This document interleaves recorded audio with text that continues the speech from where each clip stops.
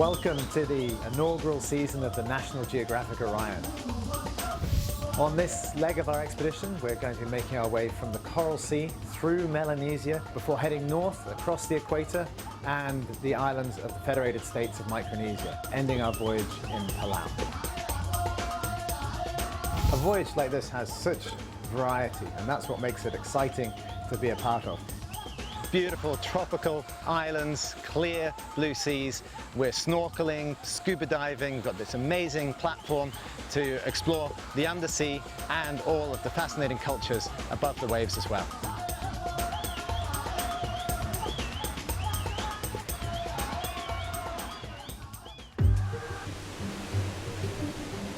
It's day one of our expedition, and we are in Cairns. We should be out at sea today, but we're really happy that we're not, because we are in the midst of tropical Cyclone Ita. Right now, the storm is just a little bit to the north of us here in Cairns. It impacted the Queensland coast last night, and it's tracking south towards us, and we're having some really strong winds and heavy rain. As you can see around us, the marinas are empty, the port is closed, so the ship isn't allowed to come in today to pick us up. The National Geographic Orion is out at sea, getting the best protection she can from these horrible conditions inside the Great Barrier Reef. And we're hunkered down at the Hilton Hotel behind us, and everyone's safe and well, being well looked after. It takes a lot for us to change our plans, Lindblad expeditions, but today the weather is against us, and we're enjoying watching the cyclone through the windows of the hotel.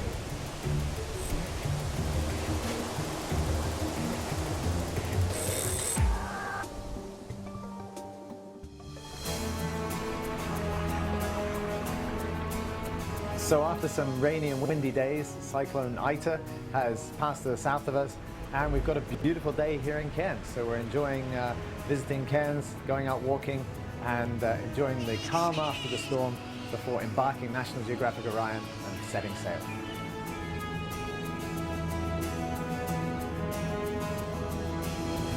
It's an exciting time. There's a great atmosphere, and everybody's really excited to be setting sail with this fantastic new ship and off on some really exceptional expeditions.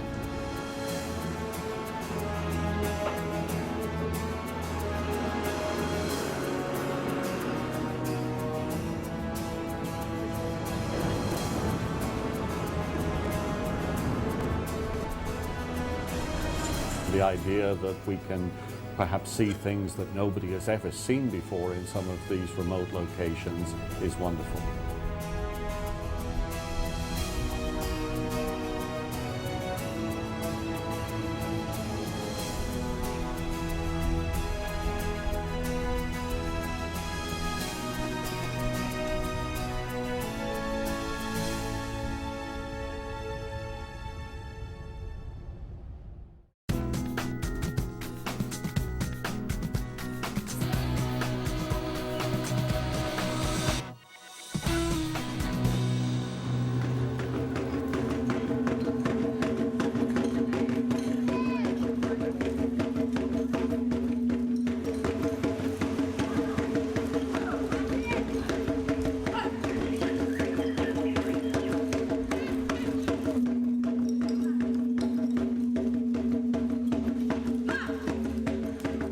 After a very calm and easy crossing of the Coral Sea, we're now making our first port of call of the trip.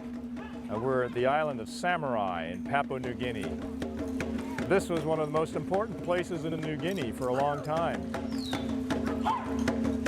With the coming of World War II, this place was evacuated, and also on order of the provincial governor, a lot of the buildings were destroyed, so that the Japanese forces couldn't just walk into this place and have a fully set up community to move into. So after the war ended, when people came back to Samurai, it just never really grew back to its importance because so much of it had been destroyed. But it's still a fascinating place, and from a historical point of view, this is a very important site.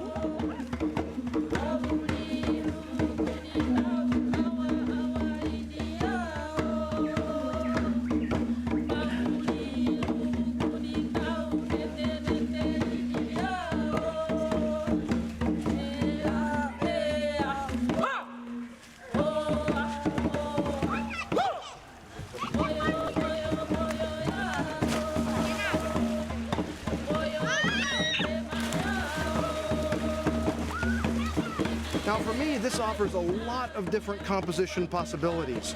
You could go down and shoot low with that rusty thing coming up.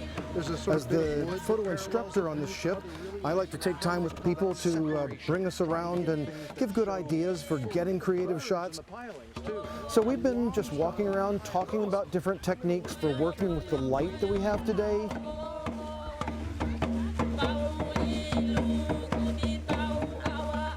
We began the morning by seeing a beautiful cultural performance with some dancers in lovely costumes, and that was a great way to start the morning. Our purpose is to help everyone take great pictures, to take pictures that you're going to enjoy after the trip.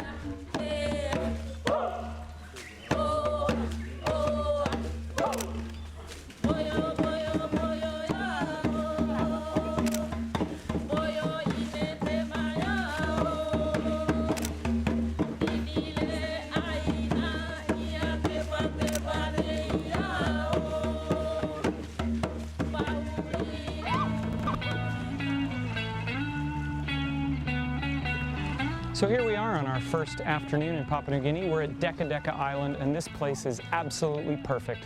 Little tiny island, coconut palms, white sandy beach, beautiful coral reefs, flat water, sunny skies. We're here doing water sports.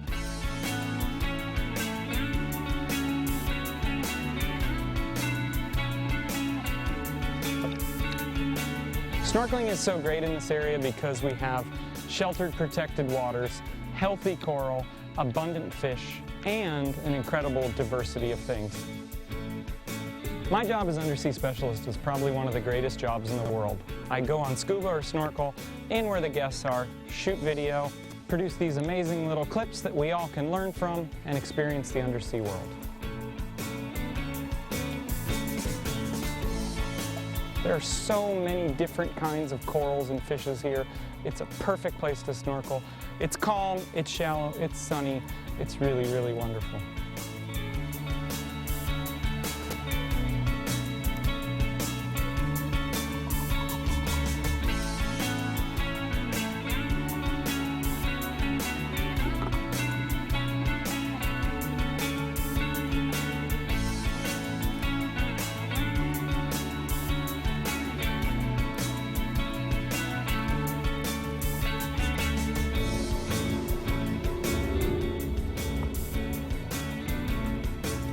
This is our newest tool to use for exploration, and it's really a perfect thing for out here in the South Pacific and the Indo-Pacific.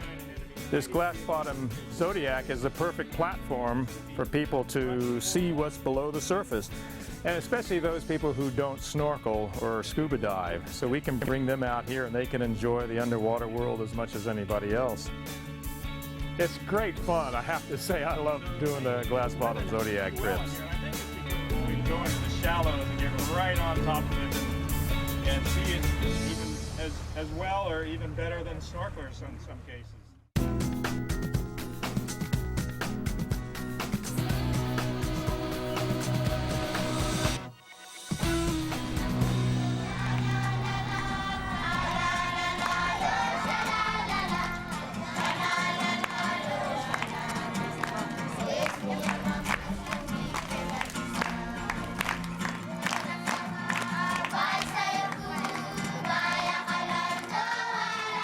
We're here on beautiful Huiwawa Island in the Trobriand group, which is just to the east of Papua. What stuns me the most is this amazing welcome. The kids have sown plumeria flowers and the native Alexandrian laurel flowers, and we're getting ready for a grand welcome.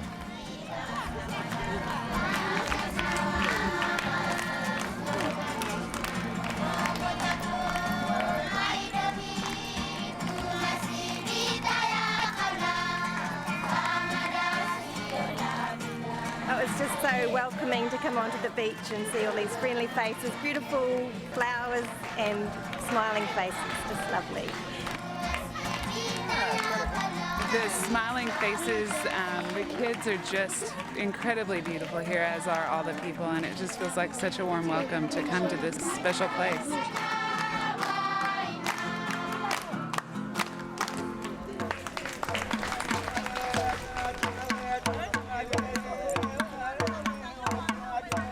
We are on Satawal Island in the Trobriand Islands, and it's a fantastic day. And in the background we've got the traditional dance of the yam harvest, which of course the yam's been a very important food source in this part of the world.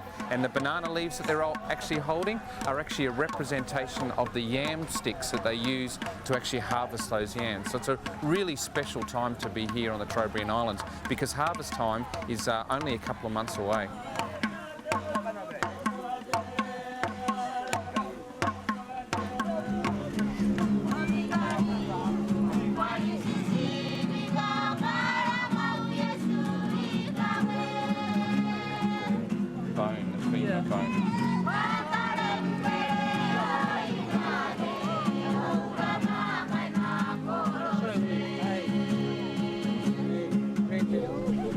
Oh, that's a snake, yeah.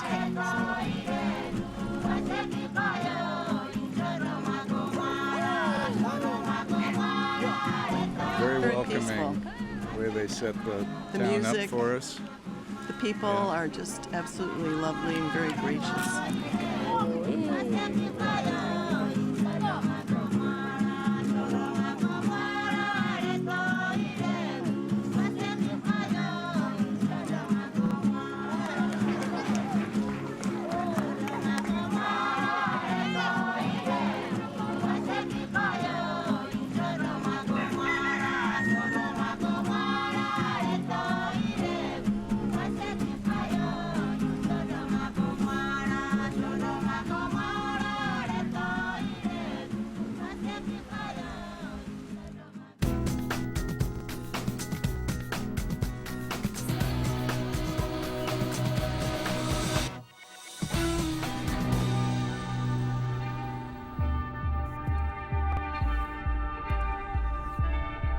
We're cruising into Rabaul Harbor now, the very strategic and beautiful setting here in the eastern province of New Britain Island.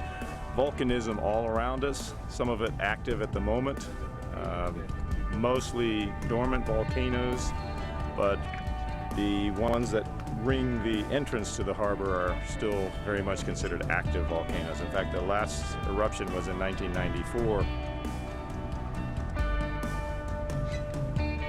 These are actually splinter volcanoes from the main magma chamber that formed this whole bay.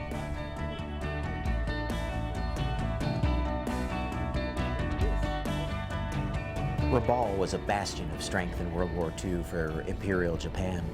Winning Rabaul meant cutting off the sea lanes between Australia and the United States. This was critical to their action plan. So they built up enormous naval, military, air forces, even bringing in the Imperial Army. And the leftovers from these epic engagements are still all over. Miles of underground tunnels. The Japanese, with plenty of time, were able to construct, and I've read 500 kilometers or 300 miles worth of tunnels around Rabaul and the whole Gazelle Peninsula. 360 miles. 360 miles, okay. One for each day. Wow. We're here at one of the tunnels in the high part of the island where they had lookouts. So we can walk a short distance through here to the far side of the face of the cliff, and there's a small window, and that was the perfect place to be watching out to sea for the Allied enemies.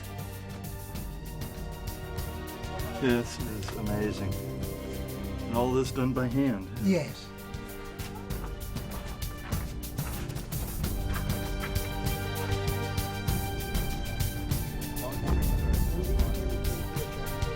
The harbor itself was God's gift to submarine bases and deepwater harbors, and the result, a perfect place for Yamamoto to launch his next action plan. He never could have anticipated losing the Battle of Guadalcanal and then having to retreat. His epic bunker and hideout still remain on the islands to this day in this forgotten and remote outpost of World War II, but the artifacts still remain.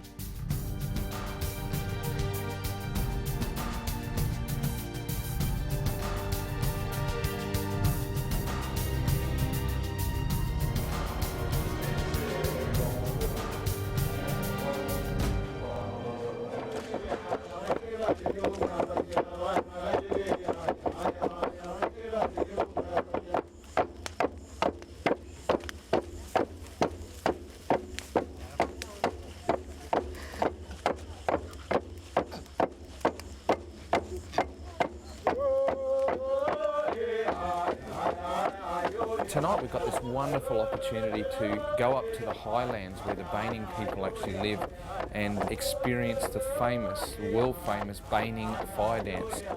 And this really is a tradition for the people there that celebrate many different things with regard to the fire dance. It could be a harvest time, or even just the rite of passage for young men moving into manhood.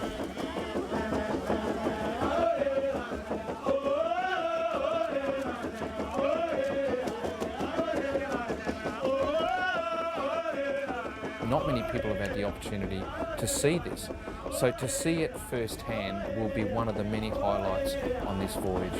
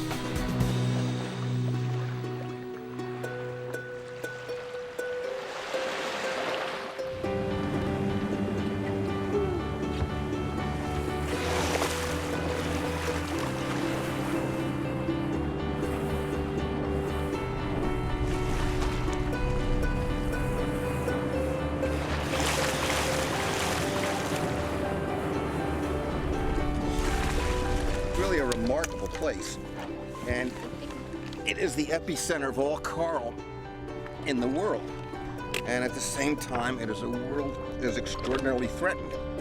I came to Kimbe Bay in 1997. I had about 4 days of diving here, and I made some of the most startling pictures I've ever made. It's beautiful, unbelievably beautiful.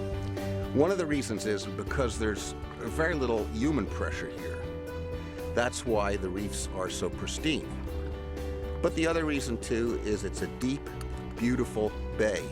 It is a kind of an underwater paradise. This is the clear and beautiful corner of the Coral Triangle. And the Coral Triangle is the richest corals in the world. Images have power. They have the power to humiliate, to educate, to convince the unconvinced. And what Jennifer and I like to do is bring back from the world's oceans are images that open people's eyes to the sea, to make them understand what an extraordinary part of the planet this is. It's an experience full of joy, challenge, and in the end, it illustrates a place on this planet that's exquisite, that's finite, delicate, that is the engine of the Earth.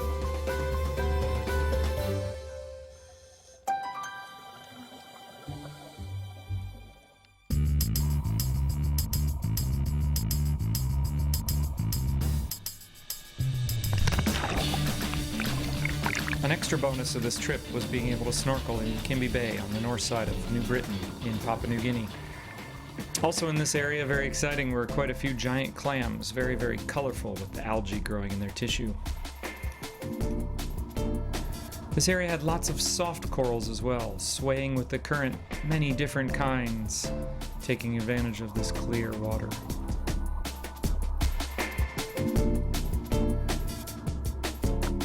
It's a perfect snorkel spot for us, as you have many, many shallow areas, allowing you to get up close and personal, and then dropping off into the deeps for a chance of bigger things.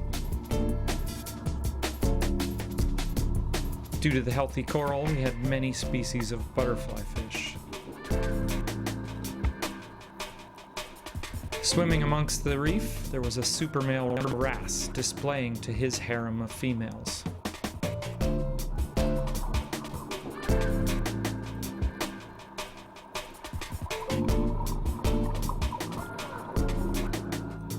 And then, like on most of these dives, one certain highlight would be the anemone fish. Many different species here in many different kinds of anemones.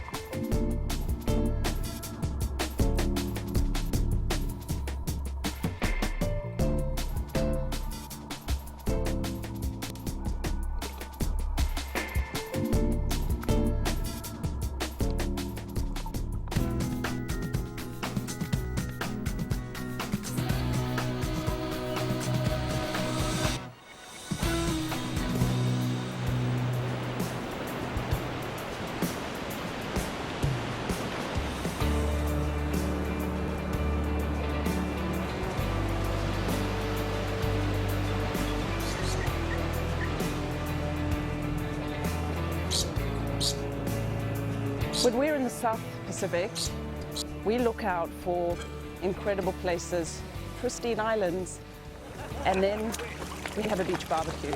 Guests love it. You can't spoil me like this.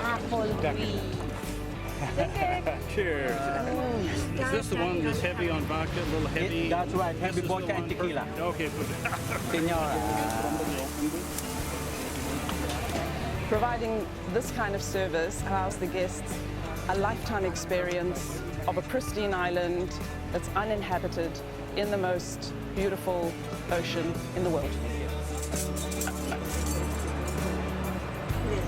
This is absolutely remarkable. The idea that we could find an island so small and yet so perfect for a beach party. Delicious food, great company. What a great trip this has been. This is just day after day, things like this are just terrific.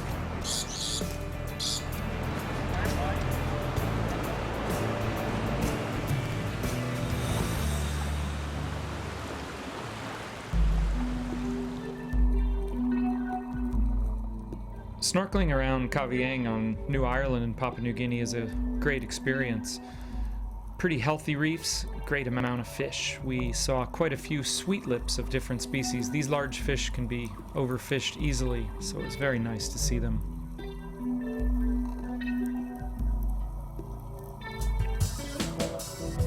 Hiding under one coral head, a great find was a blue-spotted stingray, resting, heading out at night to feed. Also resting on the bottom, shark. Instilling fear in people, but it's just a white tip reef shark. It's a small fish eater, it's nothing to worry about, just fun to enjoy. One of the joys of diving in this area is getting to experience some of the World War II history. We were fortunate enough to dive on a long-range Japanese bomber known as a Jake. The Jake's relatively intact, sitting upright, filled with soldier fish sleeping in amongst the wings. It's pretty eerie to dive in this murky water and see this remnant from about 70 years ago.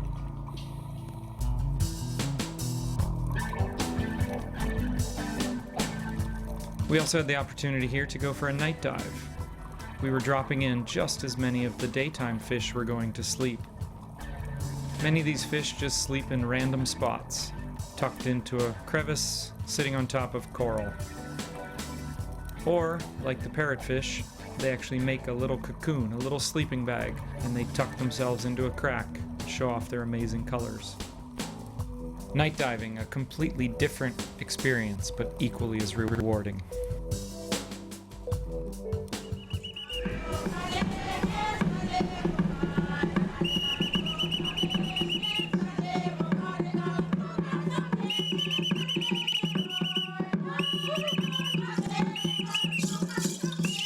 Unfortunately, this is our very last day in Papua New Guinea. We're on the island of New Ireland, and an amazing performance, amazing vegetation, phenomenal snorkeling, and best of all, the coral gardens are completely pristine. So it's with a heavy heart that we leave, but Micronesia is coming up next, so it gives us something to look forward to.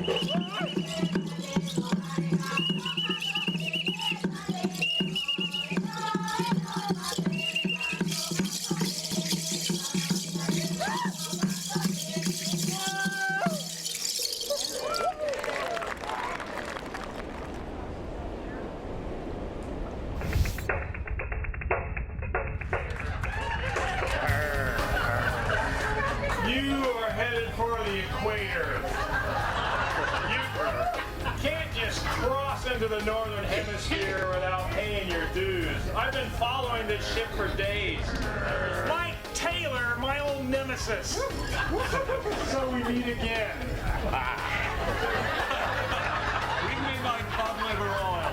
As by tradition, we have to cleanse the people on the ship.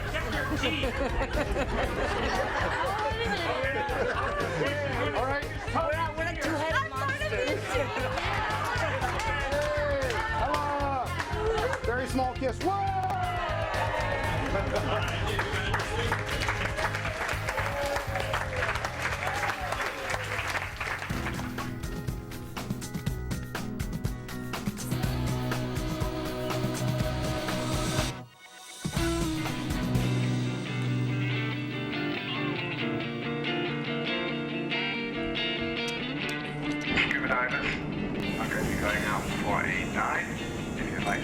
join the dive, keep it out of speed, head on up to deck 7 and you'll get the latest information. When guests found out that we were going to the South Pacific, we pretty much had to offer diving. The water is warm and it's full of incredible colors and marine life. To make sure all the guests have a great experience, Ian and I are working really hard to find dive sites that are appropriate for everybody's skill levels. But we're also making sure that we do something exciting. You know, go to a place where nobody's ever been before, and generally just say we're going to go have a look. If we don't really know what we're going to see, we're going to do some true exploration.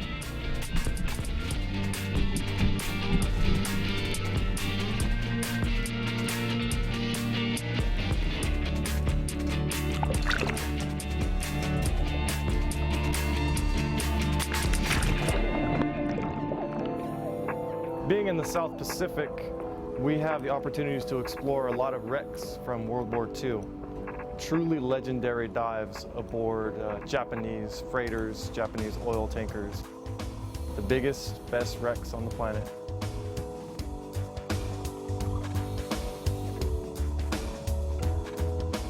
So often we're treated to these fantastic coral reefs that have naturally formed, and it's very exciting to get to see these wrecks, which are artificial reefs in every sense of it, but are still a host to a wide variety of life and extremely exciting to explore.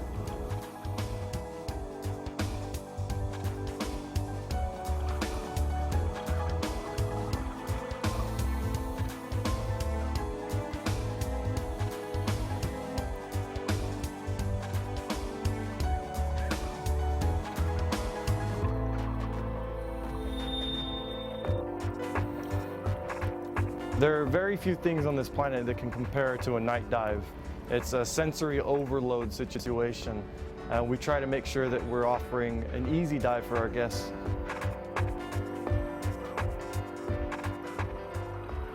No night dive is ever boring. I guess one of the best things about diving here in the South Pacific, in Micronesia and in Melanesia, is the vibrancy of the reefs, the colors, and you still have to take down a flashlight, but once you get those reefs lit up, it's a sight to behold.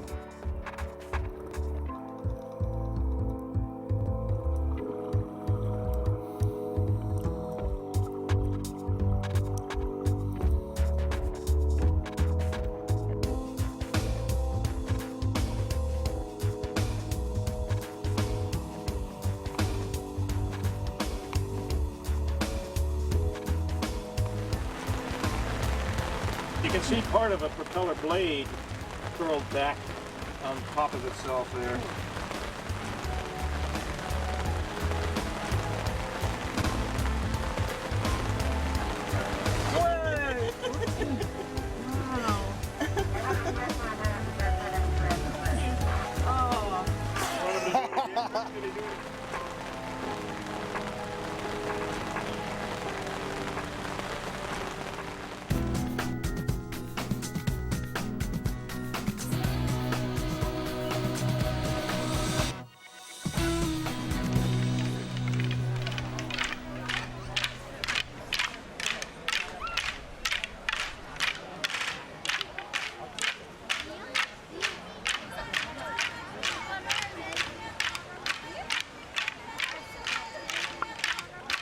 We've landed on the tiny tropical island paradise known as Satawal.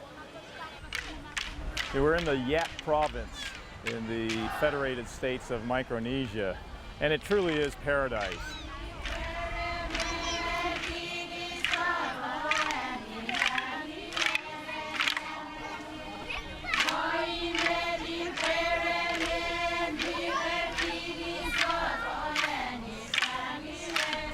I was last here more than 30 years ago, and I've dreamed of coming back to this place ever since.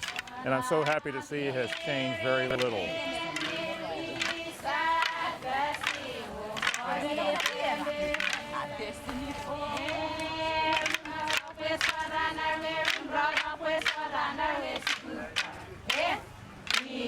This, in my opinion, is what our voyage is all about. This is a great stop. It's going to certainly be one of the highlights of the voyage, I'm certain. It's a pretty amazing island in that this is very much like seeing the old movie South Pacific. It doesn't appear that it's changed a great deal. It's a beautiful island. The people are beautiful. They're very talented. They're very friendly. It's just an amazing sight.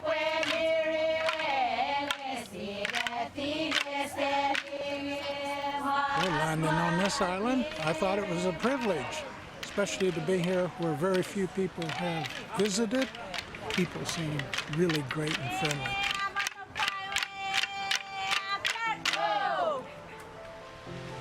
They still have the traditional open water canoes. They can sail for hundreds of miles, maybe even thousands of miles in one of these things. Oh, you man then? So, yeah. Hey, get down, please. What's your hit? What's your hit? Go bridge.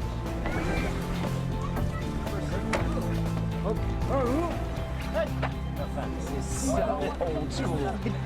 Look at this thing, held together by coconut fiber rope. We're sitting on palm woven thatch and old school breadfruit. This is once in a lifetime. Yeah. So at what age does a young Satawalese learn the art of sailing? When they still young. Still young? Yeah. And what's the longest journey you've ever taken from Satawal in a traditional canoe? Maybe 8, 9 hours. 8 or 9 hours. Wow.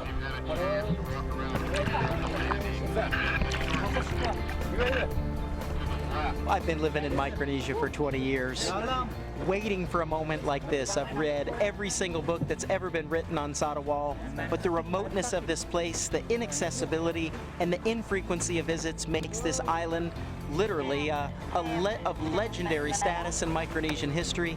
Look around. These young men and our master navigator are learning the ancient art of sailing from island to island with no modern means, no electronics, using their wits, using the swells, the seabirds, the patterns on the surface of the ocean, and then at night, of course, the stars. So this is like going back in time and witnessing an ancient art that's been lost through most of the world. And in this remote location, it's still alive.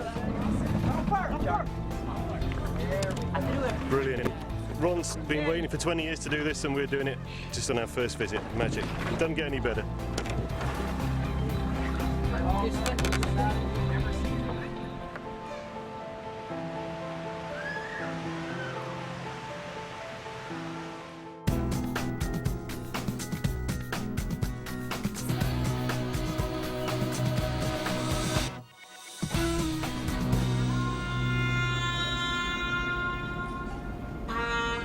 When you go home, tell them a lesson, say, we gave our tomorrow for their today. We will remember them. We will remember them.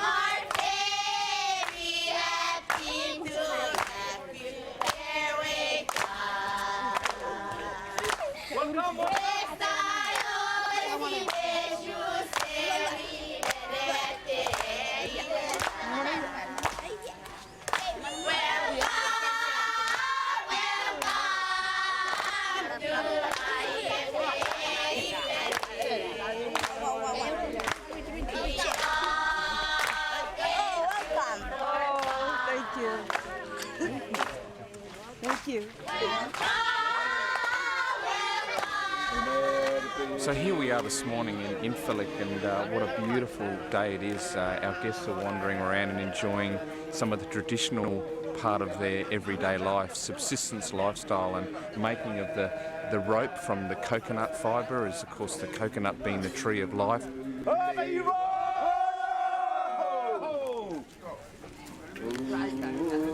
And the ladies over there making string out of the banana. So really a wonderful day for such a traditional Micronesian village.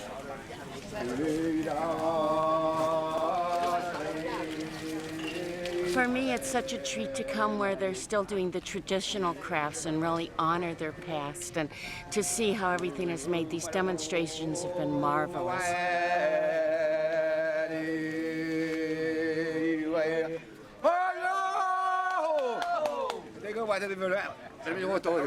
Really interesting to see all their craftsmanship and how they make things, and in still such traditional ways.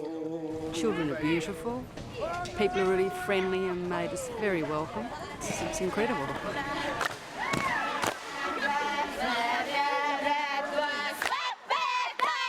So it's just a fantastic opportunity for our guests to really get a sense or a porthole of how the people here live such a semi-traditional life, and it really is a special opportunity.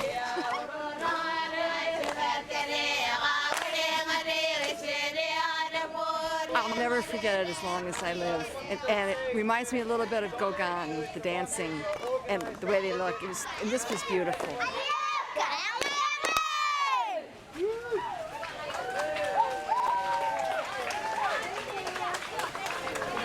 This is the best place ever. It was amazing. The children are amazing. Very happy.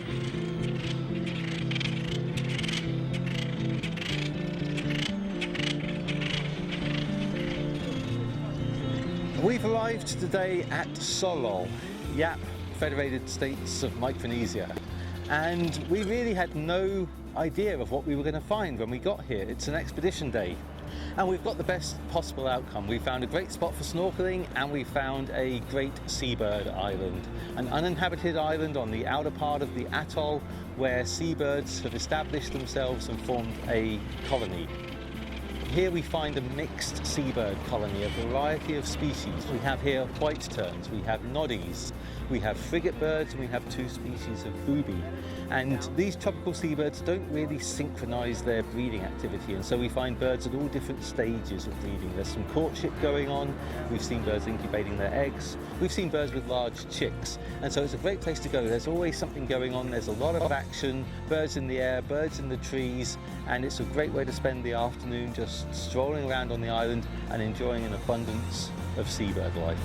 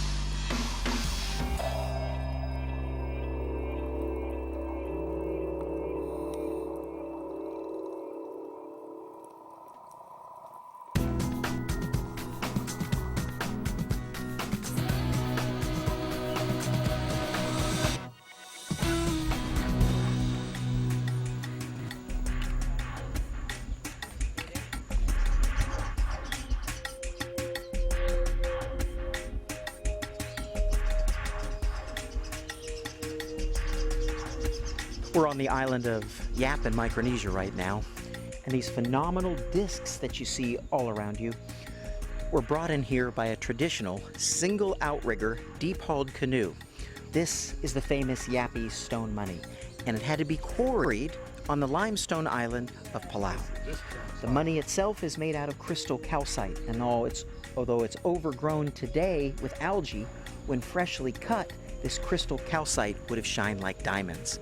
So, for the people living on the volcanic island of Yap, this was a mineral they'd never encountered. Once discovered, they carved it into an effigy of the full moon. It was transported by canoe 280 open ocean nautical miles.